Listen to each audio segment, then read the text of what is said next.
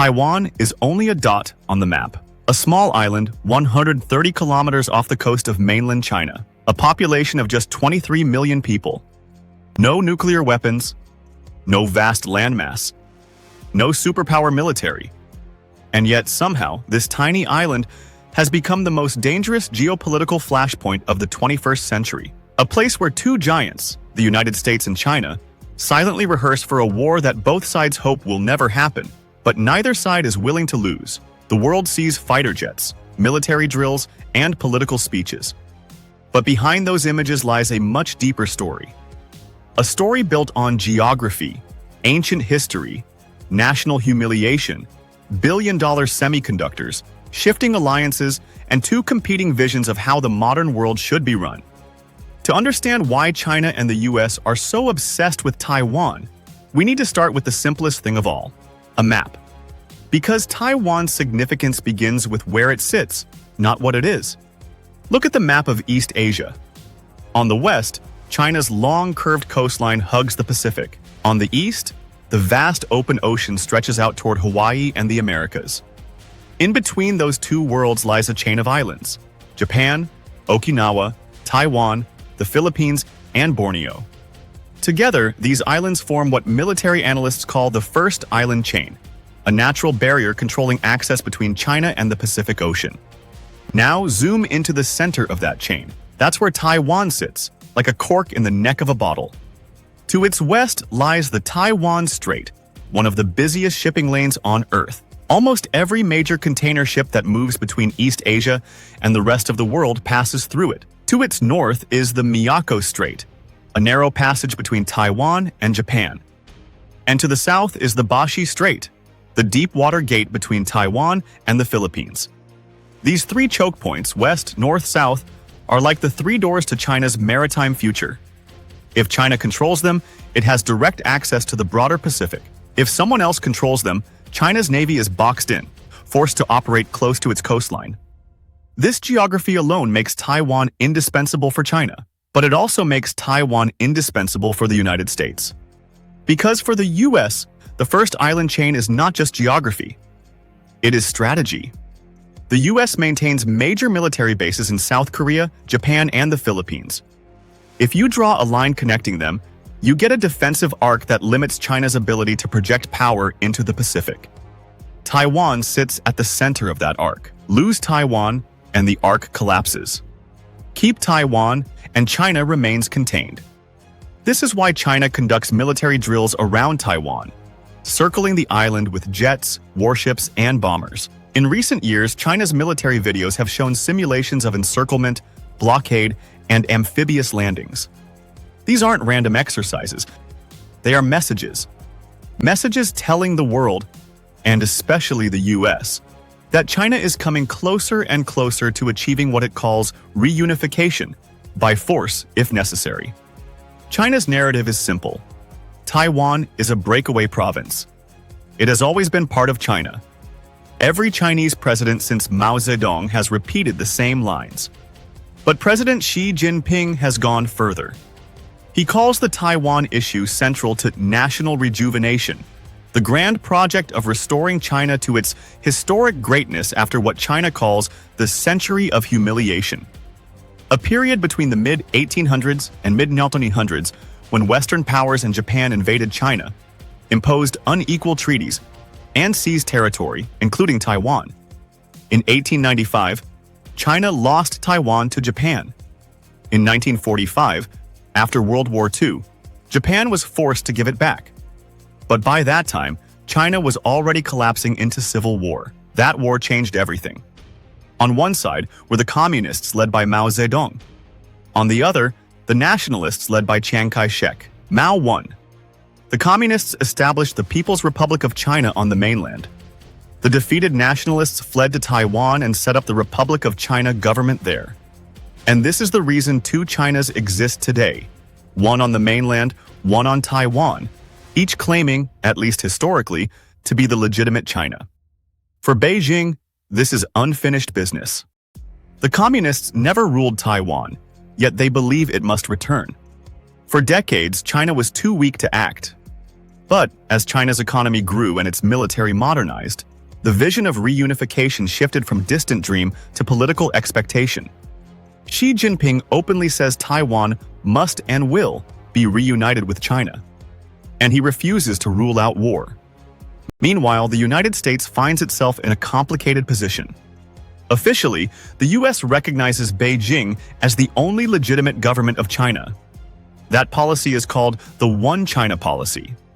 But unofficially, the US supports Taiwan with weapons, training, intelligence sharing, and political messages of commitment. This is deliberate ambiguity. The US doesn't promise it will defend Taiwan, but it also doesn't say it won't. This ambiguity is designed to stop China from invading and stop Taiwan from declaring independence, because either move could spark a war. But ambiguity only works when both sides fear the consequences. And that fear is tied not just to geography or politics, but to the economy.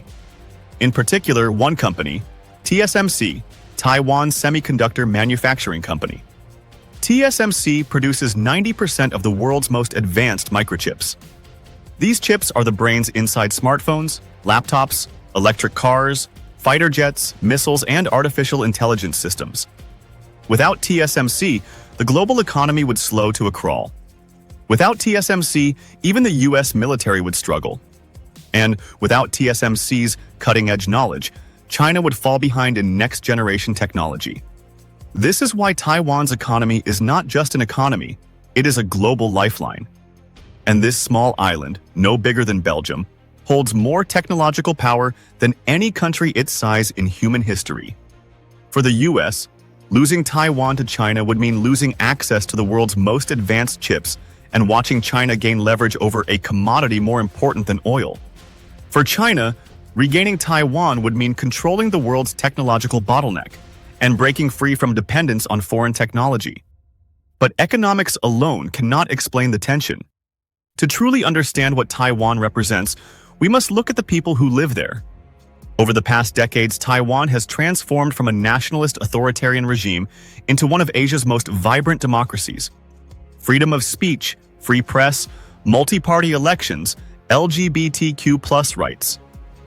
Taiwan stands for a model that contradicts Beijing's one-party system. To many Taiwanese, joining China means giving up not just autonomy, but identity.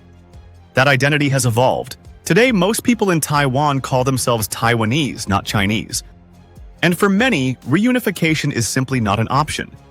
Yet despite this strong identity, Taiwan also lives with a burden, a feeling expressed frequently by its citizens. Many believe that in the great rivalry between the US and China, Taiwan is just a pawn. A place where decisions are made by superpowers, not by the people who actually live there. Some trust the US and Japan for protection. Some distrust the US, but accept that without American security, Taiwan stands alone. Others wish both sides would simply allow Taiwan to exist in peace. But almost all agree on one thing: Taiwan should be able to choose its own future. This is where the conflict becomes more than geography, more than history, more than economics. Taiwan represents an idea. For China, it represents unity, strength, and the end of humiliation. For the United States, it represents democracy, freedom, and the security of its allies. For Asia, Taiwan is the test that reveals whether the US can still be trusted as a protector. If Taiwan falls, Japan, South Korea, and the Philippines will begin questioning every treaty they have with Washington. If Taiwan remains autonomous, China's rise faces a permanent roadblock, and that is why neither side can back away. China sees Taiwan as unfinished history. The US sees Taiwan as the cornerstone of its Indo-Pacific strategy. Taiwan sees itself as a democracy caught between giants. And the rest of the world sees a small island where the future of the global order could be decided. This is only the beginning of the story. The next chapter is the one no one wants to imagine. What happens if China actually tries to take Taiwan, and how the United States might respond? For decades, the idea of a war over Taiwan seemed distant. Something theoretical. Something scholars debated, governments warned about, and militaries quietly prepared for. But ordinary people never expected to see. Today, that distance has collapsed. With every Chinese fighter jet entering Taiwan's air defense zone, with every U.S. naval destroyer crossing the strait, with every political statement from Beijing or Washington, one thing becomes clearer. The Taiwan issue is no longer a hypothetical. It is a clock whose hands are slowly moving forward, ticking toward a moment the world is not ready for. If conflict comes, it will not begin with a dramatic invasion. It will begin with silence. Screens going dark, networks failing, satellites blinded. Because the first stage of any Chinese attack is expected to be cyber warfare, unseen and silent, but devastating. Taiwan's power grid, airports, government networks, financial system, all are targets. China has spent years developing cyber units capable of shutting down infrastructure without firing a shot. The goal is psychological shock, confusion, delay, the feeling that everything is collapsing at once. After that first invisible blow comes the noise. Dozens of missiles launched from China's coast, traveling less than 2 minutes before hitting Taiwan. Analysts believe China would target air bases, radar stations, ammunition depots, runways, and command centers. The goal is to paralyze Taiwan before it can organize a defense. Not to destroy the island, China needs Taiwan intact, but to blind and disable it. Then comes the moment the world fears most, the blockade. Unlike the dramatic amphibious invasion shown in movies, a blockade is far more likely and far more effective. China's Navy and Air Force surround the island, cutting off all imports and exports. Taiwan depends on foreign fuel, foreign food, and foreign trade. Blockade is a slow weapon, but it works. If China can seal Taiwan for weeks, Taipei's government may face internal pressure to negotiate. No missiles landing in cities, no dramatic images of war, just quiet, suffocating isolation. A blockade also puts the United States in a difficult position. How far will Washington go to break it? A blockade-breaking operation means escorting ships into Taiwan, which means U.S. and Chinese warships in direct confrontation. A single miscalculation, a misinterpreted radar lock, a missile fired in fear, and the blockade becomes a shooting war. One neither side can control once it begins. But China knows something else. An invasion is still on the table. Not impossible, simply costly. Amphibious invasions are among the most complex military operations in the world. Taiwan is not Iraq nor Afghanistan. Taiwan has mountains, narrow beaches, strong winds, and a population that overwhelmingly does not want reunification under Beijing's rule. Chinese forces would face urban warfare in Taipei, Kaohsiung, and Taichung, cities where every street becomes a fortress. Taiwan has spent decades developing the porcupine strategy, a defense plan built on the idea that even if China can reach the island, making Taiwan impossible to swallow. Thousands of anti-ship missiles, mobile rocket launchers hidden in tunnels, drones, sea mines, anti-air defenses, and small dispersible units make Taiwan unpredictable. The strategy is not to defeat China outright, but to make the cost so high, the risk so great, that Beijing hesitates. But China believes time favors them. Their military budget is growing faster than any country in history. Their navy is now the world's largest by number of ships. Their missile arsenal is considered the most advanced in Asia. Their ambition is clear. Build enough power so that one day the United States looks at the cost of defending Taiwan and decides it is too much. Which brings us to America's dilemma. If Taiwan falls, the first island chain collapses. Japan becomes exposed. The Philippines becomes pressured. The entire U.S. security architecture in Asia weakens. American submarines, ships, and aircraft would struggle to operate near China without Taiwan as a buffer. And most importantly, the credibility of the United States as a global leader would be shaken. Every ally from Europe to the Middle East would question American commitments. If Washington cannot protect a long-standing partner like Taiwan, why should any country trust its promises? This credibility issue is why the U.S. continues naval patrols, sells weapons to Taiwan, signs new agreements with Japan and the Philippines, and invests billions in reshoring semiconductor manufacturing. But even with all this, one uncomfortable truth remains. If a war starts, the United States will face a challenge it hasn't seen in generations: fighting a technologically advanced adversary capable of striking back. The risks are enormous. Chinese hypersonic missiles can hit U.S. naval assets at long range. U.S. submarines can threaten Chinese ports and shipping lanes. ARIA's satellites on both sides would become targets. Once the first weapon flies, escalation is no longer theoretical, it becomes momentum. And momentum is dangerous. But the biggest risk of all lies in something small: a microchip. Rather, millions of them. If China invades, Taiwan has a last resort plan known in defense circles as the Silicon Shield. It is widely believed, though never officially confirmed, that in the event of invasion, Taiwan would disable or destroy its semiconductor fabrication equipment. TSMC's machines are so advanced, so precise, that replicating them without ASML lithography systems is nearly impossible. If China takes Taiwan militarily but finds the chip industry destroyed, it gains nothing. If the US loses access to TSMC due to war, its technology sector, AI, defense, aerospace, slams into crisis. A global depression becomes possible. This is why the Taiwan conflict is not simply a regional issue. It is the backbone holding the global economy together. More than half of the world's goods cross the South China Sea. Nearly every advanced device depends on Taiwanese chips. The world's most important shipping lanes pass through the exact choke points now, at the center of rising military tension. A single misstep destabilizes everything. Yet Taiwan is not just geography and economics. It is people. 23 million lives. People who lived under threat for decades and learned to adapt. For them, Chinese military drills are no longer surprising. Air raid instructions are normal.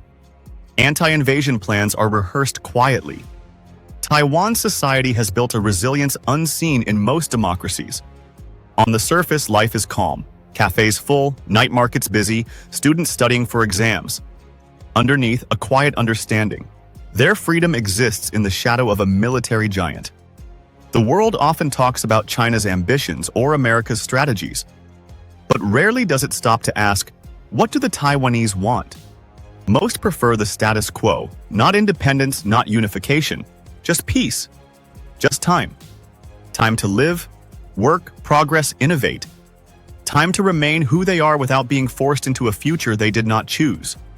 But Beijing rejects this. For China, waiting forever is not an option. Each year, Taiwan drifts culturally and politically farther from China. Each election in Taiwan strengthens a distinct Taiwanese identity. Xi Jinping has tied his legacy to national rejuvenation, and Taiwan is the final symbol of that promise. For him, allowing permanent separation is unthinkable.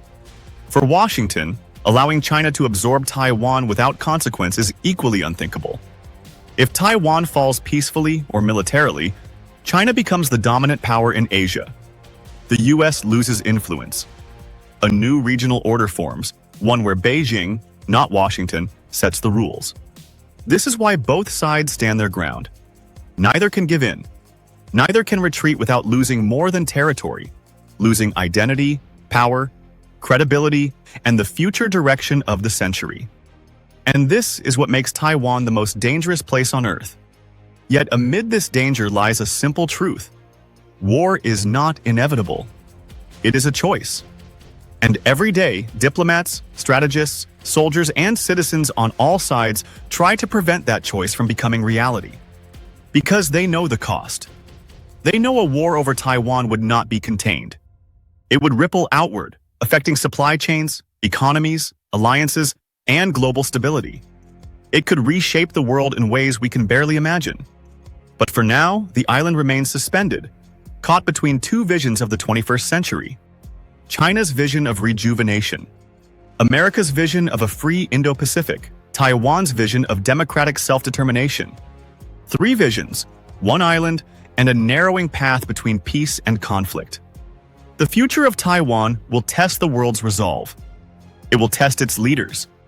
It will test the belief that prosperity and interdependence can prevent war. Because if conflict erupts in the Taiwan Strait, It will not be a local war. It will be a global turning point. And that is why Taiwan matters. Not just to China, not just to the United States, but to the world. Because the fate of this small island may shape the century we are all going to live in.